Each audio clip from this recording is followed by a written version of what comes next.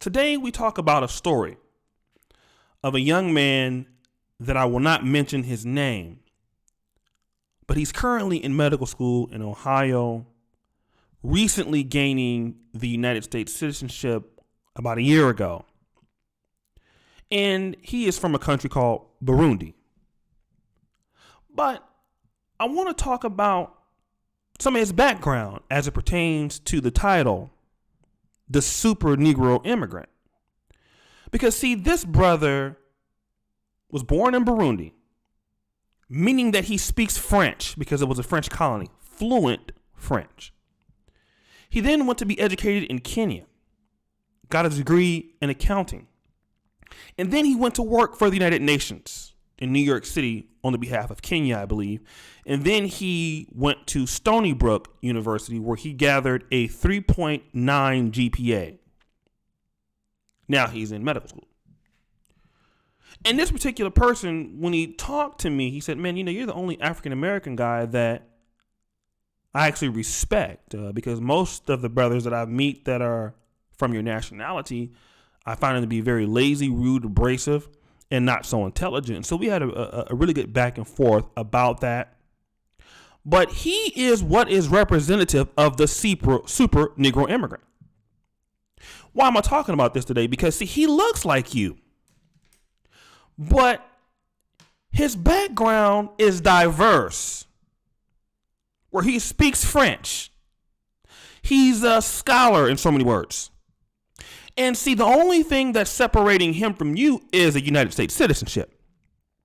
Because he speaks fluent English, obviously. He's studying in English.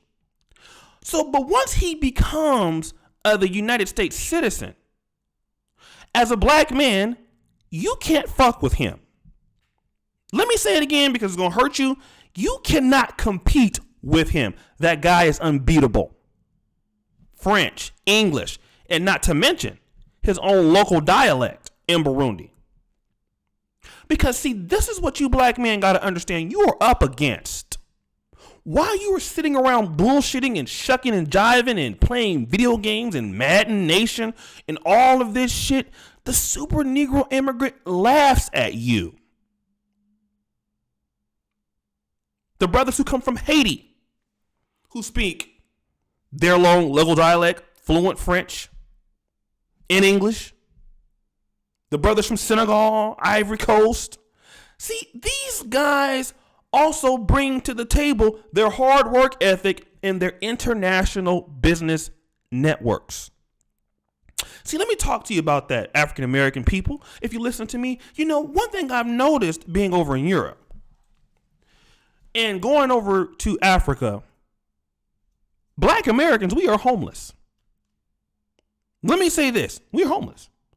Once an African or a black person gets citizenship in the United States, there is no advantage we have over them. And we cannot go to their country and gain citizenship. We're homeless. We don't have no fucking where to go. And see, while these guys bring their international business networks from their own tribes and their own tribal dialects and the money they can send back to do things, and they gain more influence from this, you're fucking around not doing shit. You're sitting around, not trying to, you barely can fucking speak English, some of you. I hate to say that. I know we talk slang on this channel, but you don't even want to do that. And I know you damn sure don't want to learn another dialect like Spanish. And let me just tell you, a lot of these African brothers and Trinidadian brothers, they can speak Spanish. Port of Spain, Trinidad, Tobago, they can speak Spanish well. See, you got to understand this about a lot of people in America that come from other places. I have an Italian student that I know. She's in Erasmus, which is an exchange program. She's studying in my class right now. Got the highest grade in the class. Her first language is Italy. Her first time speaking English. But how can she do that? Because everybody fucking speaks English. Everybody speaks English. When a Chinese person meets a Russian person, how do they communicate? In English. See, I'm about to eclipse the organ. I'm about to go back to 2016, Oshay, because you think I'm playing with you. These people, they grow up speaking English. See, you don't have no advantage over them because you're an American or because your ancestors were slaves. See, the thing about it is they know you. They know you ain't gonna do shit. Most of you.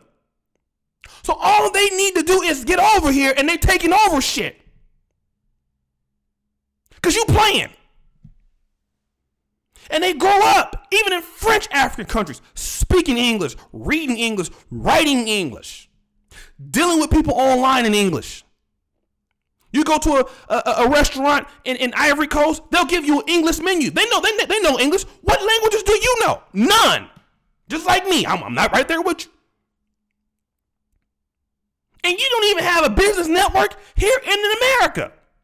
These people, when they come here, they bring their international business network. They bring their connections with them.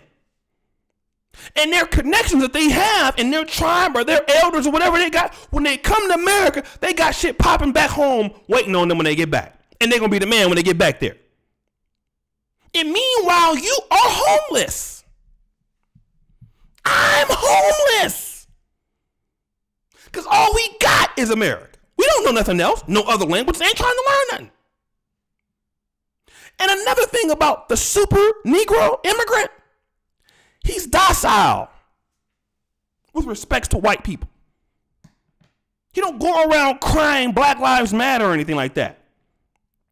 Now you got to understand, you do and have been wronged, and you do have a reason to feel upset towards whites. I'm not saying that because you bring out a valid point. I bring out a valid point when it comes to racism and the history of oppression towards blacks. Who can deny that? But when the Negro, super Negro immigrant comes over here, what oppression? I'm glad to be here. Slavery, what about, that wasn't me? Hey, I'm glad you let me in this country. I'm glad to be here, white person. And he's docile. So when a white person want to give a black person a raise or a job, that super Negro immigrant, who a lot of times, I hate to say this, worships white people, loves to be around them, thinks they're better. He himself wants mixed babies. Oh, listen. And they love him back.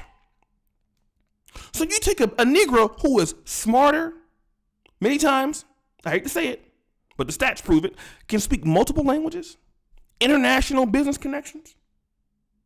He can replace you. He is replacing you. You can't fuck with him. How? Where, on what planet? The super Negro immigrant is a better Negro. He's bionic. Now, I know this is not most of them, but definitely the part about being docile, the part about speaking multiple languages, and the part about immigrating to the system, go to your junior college and see your Africans, see how good they do. Go. Go on to university and see if you find any Africans failing classes. Go. I dare you, find it. I'm the only African American male here out of how many students studying English? Over 1,500. Only African American male that's here. Every other black person is from Africa or African descent. Every other one. That tells me that the African American male Negro is playing. He's not serious. And when you're not serious, you gonna get looked over. We gotta address a problem, man. We are getting beat bad. The only thing that's saving you is citizenship and that you speak English. But once they come over here and they gain it, they black. Just like you. Affirmative action? What affirmative action for you? It's a Negro immigrant. He can cry and say racism just like you can. He can fit in when it's good. The Haitian can do that. The Jamaican can do that. All of them. When it's good for them to play the Negro card, the African American Negro card, they can play it and get ahead. And then turn right around and say, I don't fuck with you niggas. Turn right around and say that I don't fuck with y'all. I'm a Nigerian American. I'm a Haitian. And you know what? I don't blame them. I don't blame them. They're supposed to do that. And the reason why that they're supposed to do that is because you ain't doing it. You think it's a game. You think somebody is playing with you. Ain't nobody playing with you. My best friend, one of my good friends, she in medical school. Only girl I got a friend. She's trying to come to America and become a doctor. Got a French and Canadian citizenship. And speaks French and English and her local Indian dialect. You think you gonna be fucking with somebody like that? Man, come on, man. People that got international business networks and you won't even work together with your own black brothers? Where do you stand on this? You better accept the fact that these other groups of people, black and non-black, they're not playing with you. Ain't nobody playing with you, bro. And you think it's a game. Sitting around here laughing, giggling and shit, watching World Star hip hop roast videos and niggas get toasted and cooked and all that. That's what y'all niggas like. Super Negro immigrants sit there and laugh at you niggas, man. Look at them. You see what they like? You see what they watch? You see what they're doing? You see what they're talking about? This is what they say about y'all. I've heard them talk about y'all. Like, I try to defend you. I try to defend us. And they laugh at us. But can you blame them?